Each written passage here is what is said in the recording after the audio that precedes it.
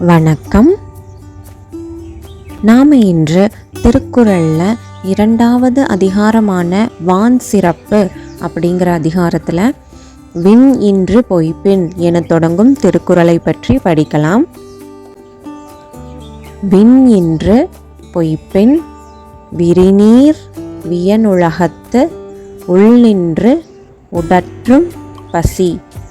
விண்ணின்று பொய்ப்பின் விரிநீர் வியனுலகத்து உள்நின்று உடற்றும் பசி.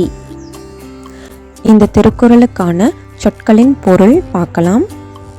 இங்கு விண் என்றால் மழை, இன்று என்றால் பெய்யாதபடி, அதாவது மழை பெய்யாதபடி, பொய்ப்பெண் என்றால் பொய்த்து விடுமானால், விரிநீர் என்றால் விரிந்த நீரால் சூழப்பட்ட, அதாவது கடலால்